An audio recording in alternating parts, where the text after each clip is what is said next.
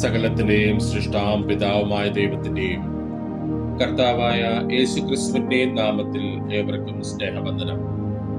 ഇന്ന് ഓഗസ്റ്റ് 8. ഇന്ന് നമ്മൾ വായിക്കുന്ന ആദ്യത്തെ വായനാഭാഗം രാജാക്കന്മാർ 1-ാം പുസ്തകം 2-ാം അധ്യായം. രാജാക്കന്മാർ 1-ാം പുസ്തകം 2-ാം അധ്യായം 1-ാം വാക്യം മുതൽ. ദാവീദിന് മരണകാലം അടുത്തു വന്നപ്പോൾ അവൻ തന്റെ മകനായ ശലോമോനോട് കൽപ്പിച്ചത് എന്തെന്നാൽ, ഞാൻ സകല ഭൂവാസികളുടെയും വഴിയായി പോകുന്നു, നീ ധൈര്യപ്പെട്ട് പുരുഷനായിരിക്കാം. നീ എന്ത് ചെയ്താലും എവിടേക്ക് തിരിഞ്ഞാലും സകലത്തിലും നീ കൃതാർത്ഥനാകേണ്ടതിനും നിന്റെ മക്കൾ പൂർണ്ണ ഹൃദയത്തോടും പൂർണ്ണ മനസ്സോടും കൂടെ എന്റെ മുമ്പാകെ സത്യമായി നടന്ന് തങ്ങളുടെ വഴി സൂക്ഷിച്ചാൽ ഇസ്രായേലിന്റെ രാജാസനത്തിലിരിപ്പാൻ ഒരു പുരുഷൻ നിനക്ക് ഇല്ലാതെ പോകുകയില്ല എന്ന് യഹോവ എന്നോട് അരുളി ചെയ്ത വചനം താൻ ഉറപ്പിക്കേണ്ടതിനുമായി മോശയുടെ ന്യായപ്രമാണത്തിൽ എഴുതിയിരിക്കുന്നത് പോലെ നിന്റെ ദൈവമായ യഹോവയുടെ വഴികളിൽ നടന്ന് അവന്റെ ചട്ടങ്ങളും കൽപ്പനകളും വിധികളും സാക്ഷ്യങ്ങളും പ്രമാണിച്ചും കൊണ്ട് അവന്റെ ആജ്ഞ അനുസരിച്ചു കൊള്ളുക. വിശേഷിച്ച് സെരൂയുടെ മകനായ യോവാബ് എന്നോട് ചെയ്തത് ഇസ്രായേലിന്റെ 2 സേനാധിപന്മാരായ നേരിന്റെ മകൻ അബ്നേരിനോടും ഏഥേരിന്റെ മകൻ അമാസയോടും ചെയ്തത് തന്നെ നീയും അറിയുന്നുവല്ലോ. അവൻ അവരെ കൊന്ന് സമാധാന സമയത്ത് യുദ്ധരക്തം ചൊരിഞ്ഞ് യുദ്ധരക്തം തന്റെ അരക്കച്ചയിലും കാലിലെ ചെരുപ്പിലും ആക്കിയല്ലോ. ആകയാൽ നീ ജ്ഞാനം പ്രയോഗിച്ച് അവന്റെ തലയെ സമാധാനത്തോടെ പാതാളത്തിൽ ഇറങ്ങുവാൻ സമ്മതിക്കരുത്. എന്നാൽ ഗിലെയാദിനായ ബർസിലായുടെ മക്കൾക്ക് നീ ദയ കാണിക്കണം. അവർ നിന്റെ മേശയെങ്കിൽ ഭക്ഷണം കഴിക്കുന്നവരുടെ കൂട്ടത്തിൽ ഇരിക്കട്ടെ. നിന്റെ സഹോദരനായ അബ്ശാലോമിന്റെ മുമ്പിൽ നിന്ന് ഞാൻ ഓടിപ്പോകുമ്പോൾ അവർ അങ്ങനെ തന്നെ എന്നോട് പെരുമാറി. പിന്നെ ബഹൂരീമിലെ ബെന്യാമിനായ ഗേരയുടെ മകൻ ശിമേയി എന്നൊരുവൻ ഉണ്ടല്ലോ.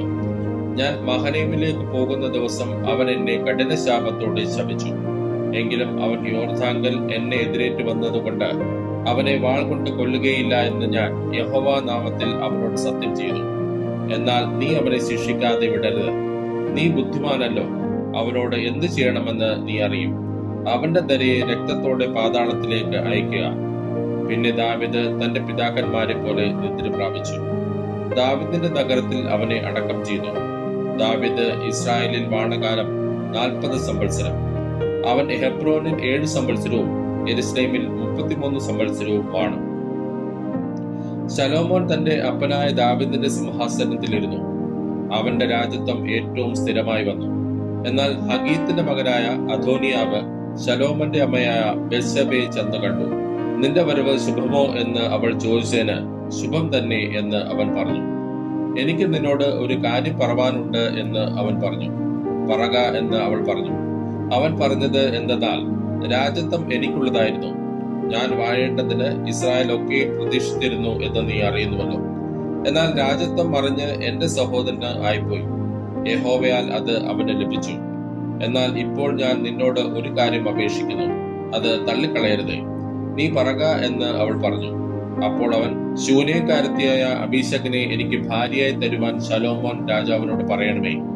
അവൻ നിന്റെ അപേക്ഷ തള്ളുകയില്ലല്ലോ എന്ന് പറഞ്ഞു. ആകട്ടെ, ഞാൻ നിനക്ക് വേണ്ടി രാജാവിനോട് സംസാരിക്കാം എന്ന് ബേത്ശേബ പറഞ്ഞു. അങ്ങനെ ബേത്ശേബ അദോനിയാവിന് വേണ്ടി ശലോമോൻ രാജാവിനോട് സംസാരിപ്പാൻ അവന്റെ അടുക്കൽ ചെന്നു.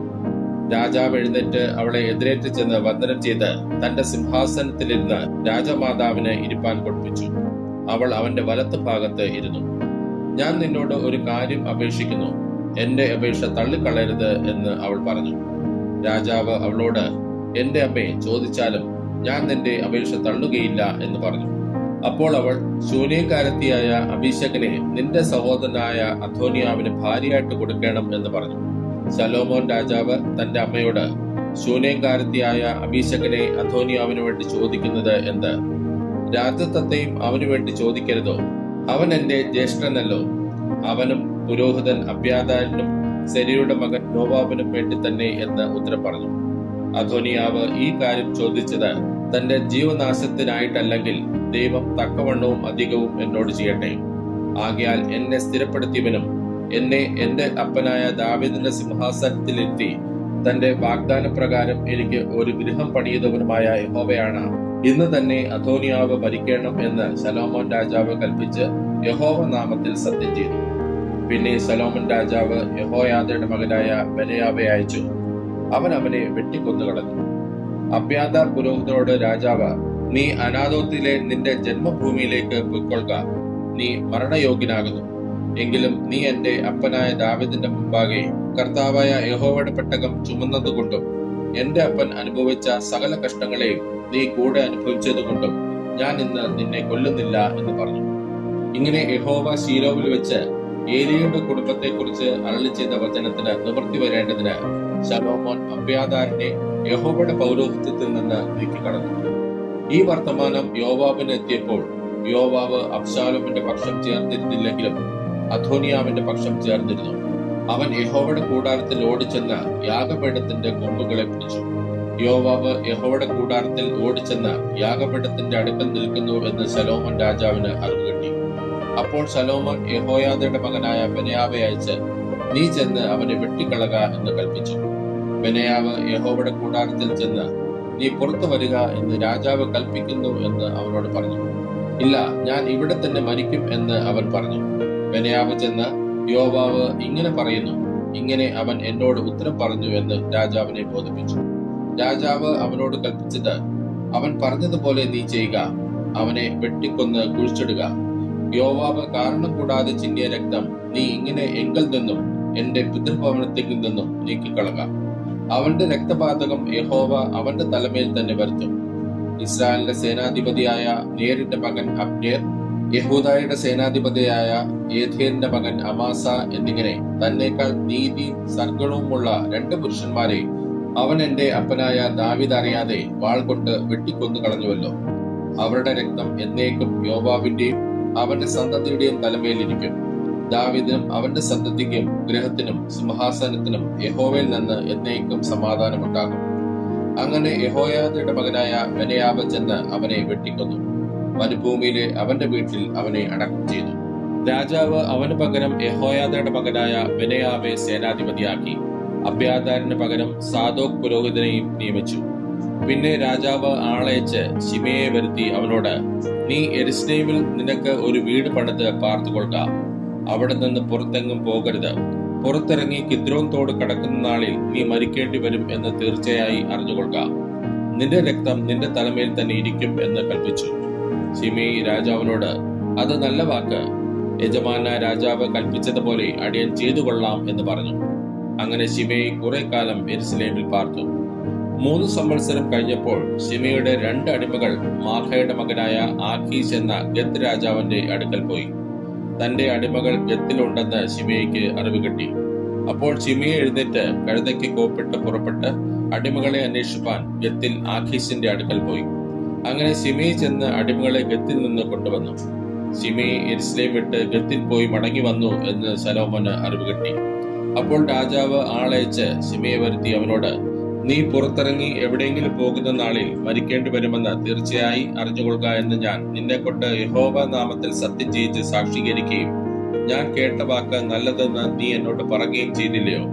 അങ്ങനെയിരിക്കെ നീ യഹോവയുടെ ആണയും ഞാൻ നിന്നോട് കൽപ്പിച്ച കൽപ്പനയും പ്രമാണിക്കാതെ ഇരുന്നത് എന്ത് എന്ന് ചോദിച്ചു.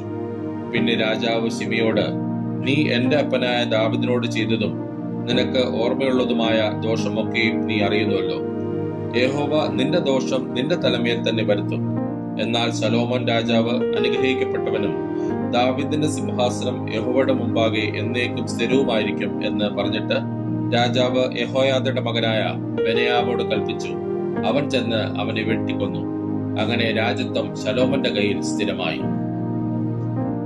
ഇന്ന് നമ്മൾ വായിക്കുന്ന 2ാമത്തെ വായനാഭാഗം യിരെമ്യാ പ്രവാചകന്റെ പുസ്തകം 29-ാം അധ്യായം. യിരെമ്യാ പ്രവാചകന്റെ പുസ്തകം 29-ാം അധ്യായം 1-ാം വാക്യം മുതൽ. യൊഖന്യാ രാജാവും രാജമാതാവും ഷണ്ഡന്മാരും യഹൂദയിലും യെരുശലേമിലുമുള്ള പ്രഭുക്കന്മാരും ശില്പികളും കൊല്ലന്മാരും യെരുശലേം വിട്ടു പോയ ശേഷം യിരെമ്യാ പ്രവാചകൻ ബദ്ധന്മാരുടെ മൂപ്പന്മാരിൽ ശേഷിപ്പുള്ളവർക്കും പുരോഹിതന്മാർക്കും പ്രവാചകന്മാർക്കും നെബൂഖദ്നേസർ യെരുശലേമിൽ നിന്ന് ബാബേലിലേക്ക് പിടിച്ചുകൊണ്ടുപോരുന്ന സകല ജനത്തിനും യഹൂദ രാജാവായ സിദെക്കീയാവ് ബാബേൽ രാജാവായ നെബൂഖദ്നേസറിന്റെ അടുക്കൽ ബാബേലിലേക്ക് അയച്ച ശാഫാന്റെ മകനായ എലാസയുടെയും ഹിൽക്യാവിന്റെ മകനായ ഗമരിയാവിന്റെയും കൈവശം യെരുശലേമിൽ നിന്ന് കൊടുത്തയച്ച ലേഖനത്തിലെ വിവരം എന്തെന്നാൽ, ഇസ്രായേലിന്റെ ദൈവമായ സൈന്യങ്ങളുടെ യഹോവ താൻ യെരൂശലേമിൽ നിന്ന് ബാബേലിലേക്ക് പിടിച്ചുകൊണ്ടു പോകുമാറാക്കിയ സകല ബദ്ധന്മാരോടും ഇപ്രകാരം അരുളിച്ചെയ്യുന്നു: നിങ്ങൾ വീടുകളെ പണിത് പാർപ്പിൻ, തോട്ടങ്ങളെ ഉണ്ടാക്കി ഫലം അനുഭവിപ്പിൻ, ഭാര്യമാരെ പരിഗ്രഹിച്ച് പുത്രന്മാരെയും പുത്രിമാരെയും ജനിപ്പിപ്പിൻ. നിങ്ങൾ അവിടെ കുറഞ്ഞു പോകാതെ പെരുകേണ്ടതിന് പുത്രന്മാർക്ക് ഭാര്യമാരെ എടുക്കുകയും പുത്രിമാരെ പുരുഷന്മാർക്ക് കൊടുക്കുകയും ചെയ്യുവിൻ. അവരും പുത്രന്മാരെയും പുത്രിമാരെയും ജനിപ്പിക്കട്ടെ. ഞാൻ നിങ്ങളെ ബദ്ധന്മാരായി കൊണ്ടുപോകുമാറാക്കിയ പട്ടണത്തിന്റെ നന്മ അന്വേഷിച്ച് അതിനുവേണ്ടി യഹോവയോട് പ്രാർത്ഥിപ്പിൻ. അതിന് നന്മയുണ്ടെങ്കിൽ നിങ്ങൾക്കും നന്മയുണ്ടാകും. ഇസ്രായേലിന്റെ ദൈവമായ സൈന്യങ്ങളുടെ യഹോവ ഇപ്രകാരം അരുളിച്ചെയ്യുന്നു: നിങ്ങളുടെ ഇടയിലെ നിങ്ങളുടെ പ്രവാചകന്മാരും പ്രശ്നക്കാരും നിങ്ങളെ ചതിക്കരുത്. നിങ്ങൾ കാണുന്ന സ്വപ്നങ്ങളെ കൂട്ടാക്കുകയും അരുത്. അവർ എന്റെ നാമത്തിൽ നിങ്ങളോട് ഭോഷ്ക് പ്രവചിക്കുന്നു. ഞാൻ അവരെ അയച്ചിട്ടില്ല എന്ന് യഹോവയുടെ അരുളപ്പാട്. യഹോവ ഇപ്രകാരം അരുളിച്ചെയ്യുന്നു: ബാബേലിലെ 70 സംവത്സരം കഴിഞ്ഞ ശേഷമേ ഞാൻ നിങ്ങളെ സന്ദർശിച്ച് ഈ സ്ഥലത്തേക്ക് മടക്കി വരുത്തുമെന്ന് നിങ്ങളോടുള്ള എന്റെ വചനം ഞാൻ നിവർത്തിക്കുകയുള്ളൂ. നിങ്ങൾ പ്രത്യാശിക്കുന്ന ശുഭഭാവി വരുവാൻ തക്കവണ്ണം ഞാൻ നിങ്ങളെക്കുറിച്ച് നിരൂപിക്കുന്ന നിരൂപണങ്ങൾ ഇന്നവ എന്ന് ഞാൻ അറിയുന്നു. അവ തിന്മയ്ക്കല്ല നന്മയ്ക്കത്രയുള്ള നിരൂപണങ്ങൾ എന്ന് യഹോവയുടെ അരുളപ്പാട്. നിങ്ങൾ എന്നോട് അപേക്ഷിച്ച് എന്റെ സന്നിധിയിൽ വന്ന് പ്രാർത്ഥിക്കുകയും ഞാൻ നിങ്ങളുടെ പ്രാർത്ഥന കേൾക്കുകയും ചെയ്യും. നിങ്ങൾ എന്നെ അന്വേഷിക്കും. പൂർണ്ണ ഹൃദയത്തോടെ അന്വേഷിക്കുമ്പോൾ നിങ്ങൾ എന്നെ കണ്ടെത്തും. നിങ്ങൾ എന്നെ കണ്ടെത്തുവാൻ ഞാൻ ഇടയാക്കും എന്ന് യഹോവയുടെ അരുളപ്പാട്. ഞാൻ നിങ്ങളുടെ പ്രവാസം മാറ്റും. ഞാൻ നിങ്ങളെ നീക്കിക്കളഞ്ഞിരിക്കുന്ന സകല ജാതികളിൽ നിന്നും എല്ലാ ഇടങ്ങളിൽ നിന്നും നിങ്ങളെ ശേഖരിച്ച് ഞാൻ നിങ്ങളെ വിട്ടുപോകുമാറാക്കിയ സ്ഥലത്തേക്ക് തന്നെ മടക്കി വരുത്തും എന്ന് യഹോവയുടെ അരുളപ്പാട്. യഹോവ ഞങ്ങൾക്ക് ബാബേലിൽ പ്രവാചകന്മാരെ എഴുന്നേൽപ്പിച്ചിരിക്കുന്നു എന്ന് നിങ്ങൾ പറയുന്നുവല്ലോ. ദാവീദിന്റെ സിംഹാസനത്തിൽ ഇരിക്കുന്ന രാജാവിനെ കുറിച്ചും ഈ നഗരത്തിൽ പാർക്കുന്ന സകല ജനത്തെയും കുറിച്ചും നിങ്ങളോടുകൂടെ പ്രവാസത്തിലേക്ക് വരാത്ത നിങ്ങളുടെ സഹോദരന്മാരെ കുറിച്ചും യഹോവ ഇപ്രകാരം അരുളിച്ചെയ്യുന്നു. അതെ, സൈന്യങ്ങളുടെ യഹോവ ഇപ്രകാരം അരുളിച്ചെയ്യുന്നു: ഇതാ, ഞാൻ അവർക്ക് വാളും ക്ഷാമവും മഹാമാരിയും അയച്ച് എത്രയും ആകാത്തതും തിന്നുകൂടാതെ വണ്ണം ചീത്തയുമായ അത്തിപ്പഴത്തിന് അവരെ സമമാക്കും. ഞാൻ അവരെ വാൾ കൊണ്ടും ക്ഷാമം കൊണ്ടും മഹാമാരി കൊണ്ടും വേട്ടയാടി ഭൂതലത്തിലെ സകല രാജ്യങ്ങൾക്കും ഭയഹേതുവും ഞാൻ അവരെ നീക്കിക്കളഞ്ഞ സകല ജാതികളുടെയും ഇടയിൽ ഒരു ശാപവാക്യവും സ്തംഭനഹേതുവും പരിഹാസ വിഷയവും നിന്ദയുമാക്കും. പ്രവാചകന്മാരായ എന്റെ ദാസന്മാർ മുഖാന്തരം ഞാൻ പറഞ്ഞയച്ച വചനങ്ങളെ അവർ കേൾക്കായിക്കൊണ്ട് തന്നെ എന്ന് യഹോവയുടെ അരുളപ്പാട്. ഞാൻ ഇടപെടാതെ അവരെ അയച്ചിട്ടും നിങ്ങൾ കേട്ടില്ല എന്ന് യഹോവയുടെ അരുളപ്പാട്.